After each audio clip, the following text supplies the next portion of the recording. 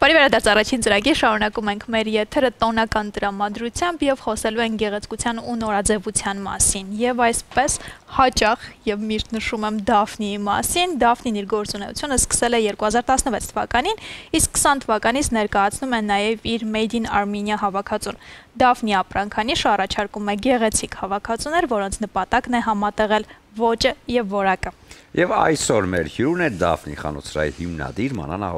Մովսիսյանը։ Բարի լույս։ Բարի լույս։ Ողջույն Սոնա։ Լավ, շնորհակալ եմ շատ ինձ ձեզ մոտ հյուրընկալելու համար այս տոնական օրը։ Շնորհավորում ենք ձեզ։ Մի հատ բան ասեմ, ամեն անգամ երբ որ Սոնան ասում է ես շնորհակալություն եմ արտում Դաֆնին հագուստին, ես ինքն նախանձով եմ լցվում։ Չի Դաֆնին ունի տրամարտու նաև տեսականի, որպեսզի ես այդ նախանձով չլցվեմ։ Հիմա միայն հասցնում ենք, այսպես ասած, կանանց պահանջները բավարարել, որը հեշտ չի, ասեմ։ Այո։ Եվ ապագայում գուցե եւ դեռ պլաններում չկա, բայց գուցե եւ նախատեսենք նաեւ։ Խելոք սպասենք։ Նախանձանալով շնորհավորում ենք այս գեղեցիկ տոնի արդիվ, նաեւ Դաֆնիի ծննդյան արդիվ, որովհետեւ ձեզ մոտ այսօր տոնական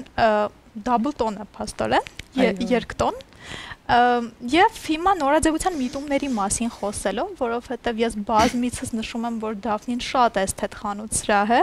ինձ հետաքրքիր է այսօր նորաձևության միտումները ուր են հասել, ինչն են կարևորում մարդիկ եւ ինչն են առանձնացնում առաջնային։ Տեսեք, քանի որ ինքս ոչ թե նորաձևության մասնակից եմ, այլ հենց նորաձևության բիզնեսով զբաղվող արդեն 9 տարի, կարող եմ նշել, խոսել այդ մասին հենց բիզնեսի տեսանկյունից, այսինքն մեզ համար շատ էական է նորաձևության միտումներին հետևել վաճառքներ ապահովելու տեսանկյունից, այսինքն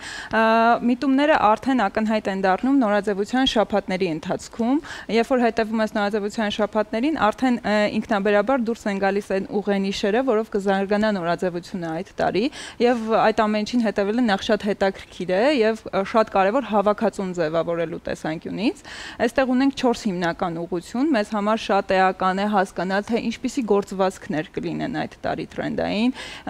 որպիսի հավաքածուն ձևավորելուց հենց այդպիսի գործվածքների ձևավորենք օրինակ վերջին տարիներին շատ են կիսաթափանցիկ օրինակ գործվածքների օգտագործումը նորաձևության մեջ եւ այդպիսի պրոդուկտների արկայությունը հավաքածուի մեջ կտրուկ աճ է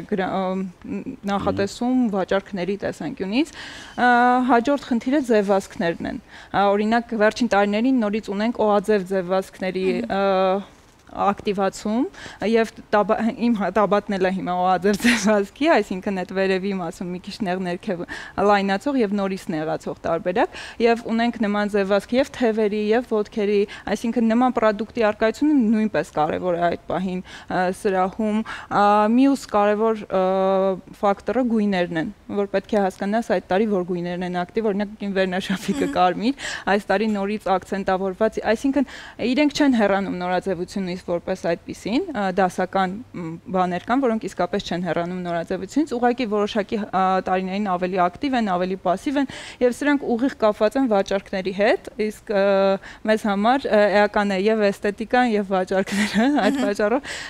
եւ մյուս ֆակտորը իհարկե պրինտներն են դա էլ է շատ էական, օրինակ գծավոր վանդակավոր պրինտները այս տարի նորից ունենք ակտիվացում, իրենք նույնպես համարվում են դասական պրինտներ, բայց այս տարի իրենց շեշտադրումը շատ է հենց այդ նավաստու կերպարի ձևավորումը, սպիտակ տաբատները, սպիտակ ջինսե տաբատները, առանձին ռիլեր ունեմ, որոնք պատմում են դրա մասին հենց էջում։ Այս ամենին հետևելը շատ էական է հավաքածուն ձևավորելու համար, կապսուլային լինելու համար, որպեսզի հաճախորդը երբ որ մտնում է սրահ, իրեն կարողանաս ամբողջովին հենց լուքի տեսանկյունից սպասարկել։ Իդեպ սա տղամարդկանց դեպքում էլ է, չէ՞, նույն թրենդները գործում, թե իրենց դեպքում առանձին է։ Ուզում եմ հասկանամ ինֆորմացիան Սուրենի համար եւս շատ օգտակար է այս պահին։ Ես հասկացա ինչ պետք է ակտեմ, օաձև շալվար։ Իրականում նաև ավելի գլոբալ եթե դիտարկենք, դա շատ մեծ թեմա է, այսինքն դա կապվում է եւ հենց մշակույթի հետ եւ հենց եթե շատ խորանանք նկարչության, ճարտարապետության, տեսեք օրինակ հիմա նորաձևության շաբաթներին երբ որ ես հետևում եմ հասկանում եմ, որ մենք հետ վերադարձ ունենք oversize-ից դեպի ավելի դասականը, դեպի ավելի լակոնիկը, եթե ուշադրություն դարձնեք, հեսա կտեսնենք նաև այդ զարգացումը, որ օրինակ սպորտային կոշիկներից անցում են կատարում նորից վերջին տարիներին մարդկանց համար շատ դժվար է ոչ սպորտային կոշիկներ կրելը, բայց կամաց նորից ներաձևություն են վերադառնում ավելի դասական կոշիկները, այսպես ասած։ Շատ փոքր կրունկով հիմա, որպեսզի հետո սովորացնեն ավելի մեծին։ Այո, կամաց ինքը հետ է գալիս իր օրինակ Gucci ցուցադրությունը վերջին շատ տպավորիչ էր ինձ համար եւ կարող եմ առանձնացնել շատ վաղուց ես չէի տեսել այդպիսի լակոնիկություն, այդպիսի sense ինչպես ասում են ծիխի ռոսկոշ, կներեք ռուսերենի համար, երբ որ sense շքեղա, բայց լակոնիկ, դա շատ դժվար է ստանալ իրականում։ Այս վերջի տարիներին անընդհատ oversize-ի ենք մենք գնում, մեծ, իսկ հիմա կարծես թե հետ ենք վերադառնում ավելի կլասիկ ֆորմաների, որը մարդու մենտալնի հոգևոր մասի համար է կարևոր, այսինքն այդ անընդհատ թափթփվածությունը իրականում մեր ուղեղում էլ է թափթփվածություն առաջացնում ու հակառակը։ Աշխարհին այսօր այո, աշխարհն արդեն թափթփված։ Ինչ տենց հետաքրքիր, հա, մենք միշտ հանգում ենք նման խնդրի հետ, երբ որ առնչություն ենք ունենում որոշակի բրենդի հետ, որը ներկայանում է ամբողջ աշխարհում իր խանութներով, մենք միշտ ասում ենք, դե Հայաստանում չի գալիս այն ինչը որ կա ուրիշ տեղերում, որովհետև մեր սպառողը դա չի առնում։ Բայց ինքներս երբ որ գնում ենք Եվրոպա կամ ինչ որտեղ, մենք գնում ենք հենց դա ենք առնում, ինչը որ մեզ մոտ չկա։ Դուք քանի որ հենց կոնկրետ շփվում եք հաճախորդների հետ եւ այսօր հենց նորաձևությունը Հայաստանում կրողների հետ, ինչպես եք այս խնդրին վերաբերվում կամ ինչպես եք գնահատում այս փաստը։ Արդյոք իրոք այդպես է, այն ինչ որ չի բերվում Հայաստան, որ նրա համար են միայն, որովհետեւ Հայաստանում դրա սպառողը չկա։ Տեսեք, այս հարցին երկու մասով պատասխանեմ, ինչից որ սկսել ենք, այսինքն մի քիչ կանանց նորաձևություն եւ տղամարդկանց նորաձևությունը Հայաստանում էական տարբերվում է։ Այս կարող եմ ասել մոտիկից շփվող, ես ինքս չեմ ներկայացնում տղամարդկանց բրենդ, բայց ունեմ շատ տենց ընկերներ, ծանոթներ, որ այս փորձում են։ Եվ եթե կանանց պարագայում այս տրենդներն ու ամեն ինչը շատ արագ է հասնում Հայաստան, այսինքն եթե դուք միջին վիճակագրական փողոցում քայլեք, փորձեք վերլուծել կնոջ հագու կապը Երևանյան փողոցներում, իրեն լրիվ համապատասխանում է։ Շատ փոքրիկ շեղումներով արդեն հիմա, եթե համեմատենք, շատ արագ է աճի տեմպերը վերջին 5 տարիների, 10 տարիների ընթացքում, բայց տղամարդկանց դեպքում ասենց սա զուրջ հետազոտություն չի, իմ աչքի տեսածով եմ էլի փորձում բանանեմ, մենք ունենք խնդիր գույների հետ, տղամարդիկ մեր հայ չեն սիրում շատ գույների հետ էքսպերիմենտներ անել եւ նաեւ վաճառքներն են ցույց տալիս, որ մենք սևի մեծ սպառում ունենք։ Սևը երբեք զեղչի կախիչին չի հայտնվում։ Շատ հետաքրքիր այդ իմ անձնային դիտարկումներից է, որ մեր մերչենդայզերը միշտ մեր հետ վիճում է, ինչ եք, այսքան սև հագուստ բերում, շատ դժվար է հավաքածուի մեջ սա տեղավորել, բայց վաճառքների տեսանկյունից սևը ամենալավն է վաճառվում, իսկ տղամարդկանց դեպքում դա ուղղակի հավաքածուների 60-70%-ն է, ու տղամարդկանց դեպքում մի փոքր ուշ է իսկապես արձագանքը եւ ձևասքների հարցում են ավելի կոնսերվատիվ եւ շատ մի քանի ֆիրմաներ կան եվրոպական, որոնք էլի տենց շատ լակոնիկ բաներ են արտադրում եւ սև եւ կապույտ մուգ գույների մեջ, որոնք նախընտրում են հայ տղամարդիկ, բայց մի փոքր ռիսկային բաներ նկատելի է, որ չեն նախընտրում։ Բախվում ենք միշտ այդ խնդրի հետ եւ պատասխանը է դա է, հա, որ Հայաստանում դա չի վաճառվում, դրա համար դրանք չեն։ Հանուն արդարության կանանց նորաձևության մեջ սա չեմ կարող ասել, հիմնականում բացվածքների եւ այլնի հետ կարող է ինչ-որ խնդիրներ ունենենք, բայց վերջին տարիներին այդ այսպես ասած կարծրատիպերն են կոտրվում, որովհետեւ այն ինչ տեսնում ես Եվրոպայում, տեսնում ես նաեւ Երևանի փողոցներում հանուն արդարության։ Ես այտենց, չգիտեմ, էական տարբերություն չեմ նկատում, նույնիսկ կարող եմ ասել, որ մենք այտենց ավելի շատ ենք փորձում խնամված լինել այս վերջին տարիներին, չգիտեմ, իմ համար գովելի իհարկե, միանշանակ հանկալի Եվ Դաֆնի նորություններից կայքի գործարկումներ իհարկե, որ այս տարվա հրաշալի առիթներից է, մենք մեր էկրանին տաղավարի տեսնում ենք կայքը, բայց կուզեմ բաժինները դուք առանձնացնեք, ինչ կգտնեն մարդիկ կայքում։ Տեսեք, սա փոփոխվող է, այսինքն անընդհատ ունենք փոփոխություններ, հայկական հավաքածուի մասն ենք առանձնացրել նաև, որպեսզի կան մարդիկ, որոնք նախընտրում են հենց հայկական հագուստ, եւ որպեսզի չունենան այդ խնդիրը, մենք միանգամից առանձնացրել ենք այդ հայկական մասը, դե այնտեղ դասական բաժանումներ, տաբատներ, վերնաշապիկներ, ժիլետներ, պայուսակների հավաքածու ունենք աքսեսուարներից, դեռ չունենք կոշիկներ։ Կայքն է ստեղծվեց որպես ամեն մի բիզնես ունի մարտահրավերներ, որոնց չպատասխանելու դեպքում շատ թանկ է վճարում։ Այդ ամեն համակարգ ունի այդ մարտահրավերները, իսկ մեր բիզնեսում այս պահի հիմնական մարտահրավերներից էր նաև առցանց ներկայացվածությունը։ Սա եւս մեկ քայլ էր դեպի առաջ, գիտեք, մեր Instagram-յան, Facebook-յան էջերը շատ ակտիվ են, բայց չունենք կայք, որի միջոցով մարդիկ կարող են ծանոթանալ ամբողջ տեսականուն, այսինքն սա եւս մի փոքր քայլ էր դեպի ավելի կայուն համակարգ բիզնես։ Որպես հաճախորդ, ասեմ, ինչն է ինձ համար ամենահարմարը, որ արժեքները նշված են, որովհետև մեր իրականությունում, չգիտեմ ինչու, այդ բացը շատ մեծ է եւ տարբեր նույնիսկ on-line shop-երում